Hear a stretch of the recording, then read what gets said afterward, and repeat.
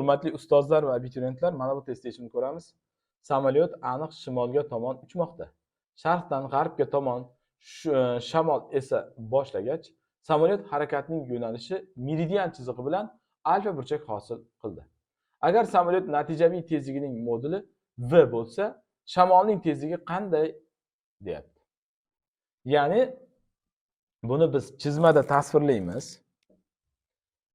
Buni shimol deylik. Ya'ni shimol. Mana bu tarafimiz esa sharq. Bu taraf esa g'arb. Aniq shimol tomonga uchmoqda ekan samolyot. Aniq shimol tomonga uchmoqda ekan, mana shunday. Sharqdan g'arbga tomon esayapti. Shamol mandag'asiga esayapti shamolimiz. Ya'ni bu shamol o'rtoqlar. Shamol esa boshlagach deyapti, meridian chizig'i bilan, ya'ni samolyot harakatining yo'nalishi meridian chizig'i bilan alfa burchak hosil qildi deyapti. Ya'ni mana bu tezlik vektorini qo'yamiz. Mana bu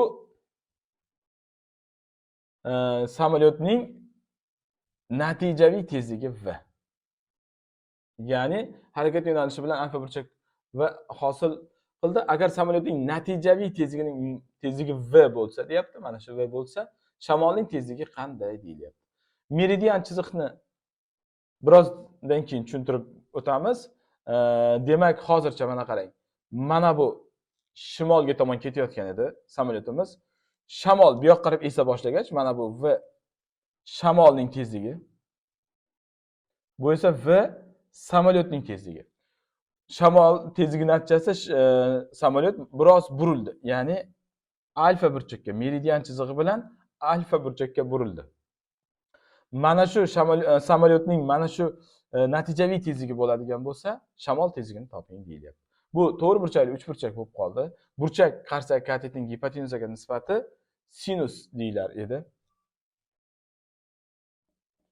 Sinus alfa barobar burchak qarshi katet va shamol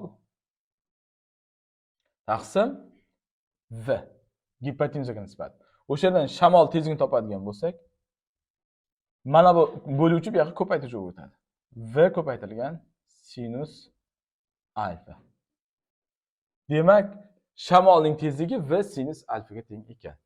Endi biz meridian chizig'i haqida gapirmoqchi edik. Meridian chizig'ini biroz sizlarga tushuntirib o'taman. Ya'ni